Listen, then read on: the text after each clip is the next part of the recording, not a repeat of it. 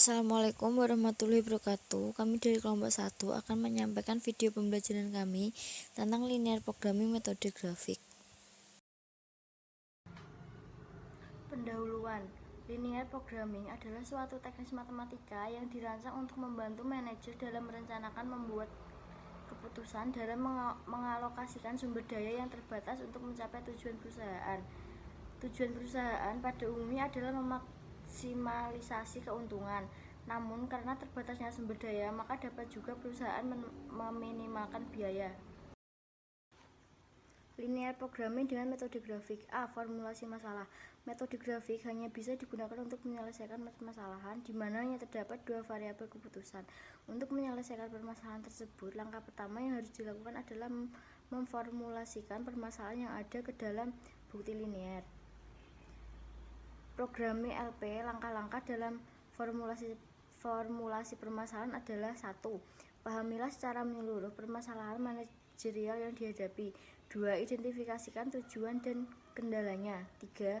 Definisikan variabel keputusannya. 4. Gunakan variabel keputusan untuk merumuskan fungsi tujuan dan fungsi kendala secara matematis. Sebagai contoh, dalam memformulasikan permasalahan, berikut ini akan dibahas perusahaan Krishna Furniture yang akan membuat meja dan kursi. Keuntungan yang diperoleh dari 1 unit meja adalah $7, sedangkan keuntungan yang diperoleh dari 1 unit kursi adalah $5. Namun, untuk meraih keuntungan tersebut, Krishna Furniture menghadapi kendala keterbatasan jam kerja. Untuk pembuatan 1 unit meja, dia memerlukan 4 jam kerja. Untuk pembuatan 1 unit kursi, dia membutuhkan 3 jam kerja. Untuk pengecatan 1 unit meja dibutuhkan 2 jam kerja, dan untuk pengecatan 1 unit kursi dibutuhkan 1 jam kerja. Jumlah jam kerja yang tersedia untuk pembuatan meja dan kursi adalah 240 jam per minggu, sedangkan jumlah jam kerja untuk pengecatan adalah 100 jam per minggu. Berapa jumlah meja dan kursi yang sebaiknya diproduksi agar keuntungan perusahaan maksimum? Dari kasus di atas dapat diketahui bahwa tujuan perusahaan adalah memaksimumkan profit. Sedangkan kendala perusahaan tersebut adalah terbatasnya waktu yang tersedia untuk pembuatan dan pengecatan. Apabila permasalahan tersebut diringkas dalam satu tabel akan tampak seperti berikut.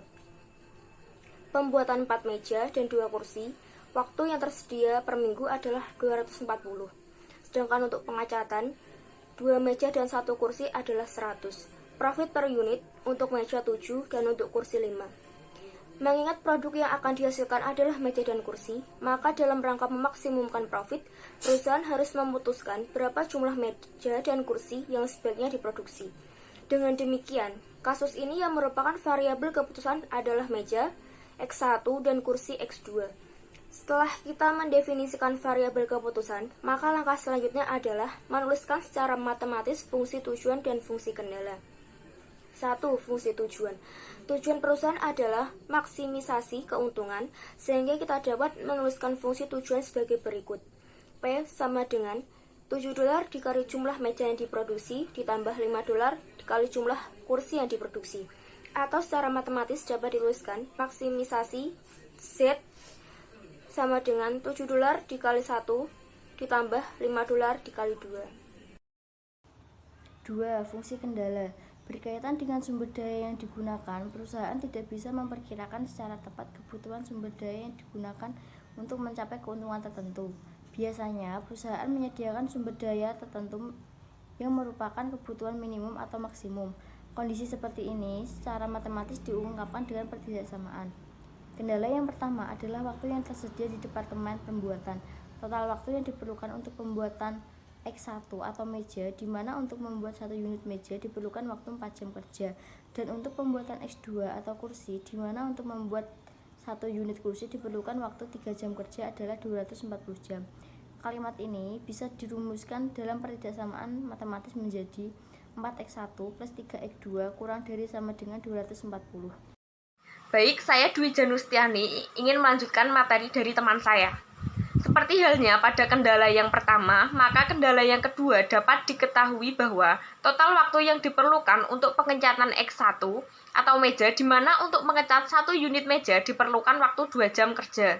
Dan untuk pembuatan X2 atau kursi, di mana untuk mengecat 1 unit kursi dibutuhkan waktu 1 jam kerja adalah 100 jam. Kalimat ini bisa dirumuskan dalam pertidaksamaan matematis menjadi 2x1 ditambah 1x2 kurang dari sama dengan 100. Salah satu syarat yang harus dipenuhi dalam linear programming adalah asumsi nilai x1 dan x2 tidak negatif. Artinya bahwa x1 lebih dari 0 atau jumlah meja yang diproduksi adalah lebih dari atau sama dengan 0. x2 lebih dari sama dengan 0 atau jumlah kursi yang diproduksi adalah lebih besar atau sama dengan 0. Dari uraian di atas dapat dirumuskan formulasi permasalahan secara lengkap sebagai berikut. Fungsi tujuan. Maksimisasi Z sama dengan 7x1 ditambah 5x2. Fungsi kendala. 4x1 ditambah 3x2 kurang dari sama dengan 240. 2x1 ditambah 1x2 kurang dari sama dengan 100, x1 lebih dari sama dengan 0, dan x2 lebih dari sama dengan 0. Penyelesaian linear programming secara grafik. Kasus Krishna Furniture tersebut akan kita selesaikan dengan metode grafik. Keterbatasan metode grafik adalah bahwa hanya tersedia 2 sumbu ordinat, sehingga tidak bisa digunakan untuk menyelesaikan kasus yang lebih dari 2 variabel keputusan. Langkah pertama dalam penyelesaian dengan metode grafik adalah menggambarkan fungsi kendalanya. Untuk menggambarkan kendala pertama secara grafik, kita harus merubah tanda pertidaksamaan menjadi tanda persamaan seperti berikut. 4x1 tambah 3x2 sama dengan 240. Kendala ini akan memotong salah satu atau kedua sumbu, sebagaimana halnya yang sudah kita pelajari dalam aljabar, bahwa untuk menggambarkan fungsi linear yang tidak lain merupakan garis lurus, maka kita akan mencari titik potong garis tersebut dengan kedua sumbu. Suatu garis akan memotong salah satu sumbu apabila nilai variabel yang lain sama dengan 0. Dengan demikian, kendala pertama akan memotong x1 pada saat x2 sama dengan 0. Demikian juga kendala ini akan memotong x2 pada saat x1 sama dengan 0. Kendala 1. 4x1 plus 3x2 sama dengan 240 memotong sumbu x1 pada saat x2 sama dengan 0. 4x1 plus 0 sama dengan 240. x1 sama dengan 240 dibagi 4 sama x1 sama dengan 60. Memotong sumbu x2 pada saat x1 sama dengan 0. 0 plus 3x2 sama dengan 240. x2 240 dibagi 3 sama, x2 sama dengan 80. Kendala 1 memotong sumbu x1 pada titik 60,0 dan memotong sumbu x2 pada titik 0,80. Kendala 2. 2x1 plus 1x2 sama dengan 100.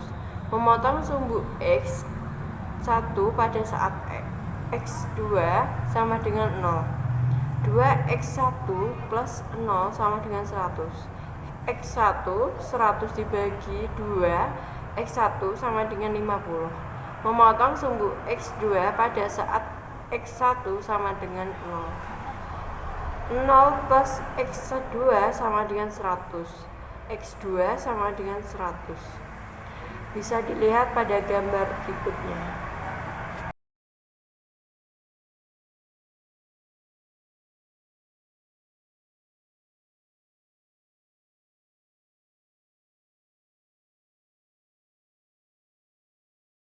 Titik potong kedua kendala bisa dicari dengan cara substitusi atau eliminasi. 2x1 plus 1x2 sama dengan 100. x2 sama dengan 100 min 2x1. 4x1 plus 3x2 sama dengan 240. 4x1 plus 3 dalam kurung 100 min 2x1 sama dengan 240. 4x1 plus 3 min 6x1 sama dengan 240. Min 2x1 sama dengan 240 min 300. Min 2x1 sama dengan min 60. x1 sama dengan min 60 per min x1 sama dengan min 60 per min 2 sama dengan 30. X2 sama dengan 100 min 2 X1. X2 sama dengan 100 min 2 kali 30. X2 sama dengan 100 min 60. X2 sama dengan 40. Sehingga kedua kendala akan saling berpotongan pada titik 30,40. Tanda kurang dari sama dengan pada kedua kendala ditunjukkan pada area sebelah kiri dari garis kendala. Sebagaimana nampak pada peraga 1.1 feasible region atau area layak. Meliputi daerah sebelah kiri dari titik A 0,80, B 30,40, dan C 60,0. Untuk menentukan solusi yang optimal, ada dua cara yang bisa digunakan, yaitu pertama, dengan menggunakan garis profit atau isoprofit line. Kedua, dengan titik sudut atau corner point.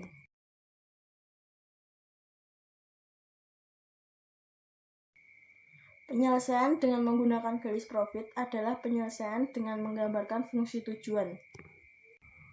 Kemudian, fungsi tujuan tersebut digeser ke kanan sampai menyinggung titik terjauh dari titik 0. Tetapi masih berada pada area layak atau feasible region.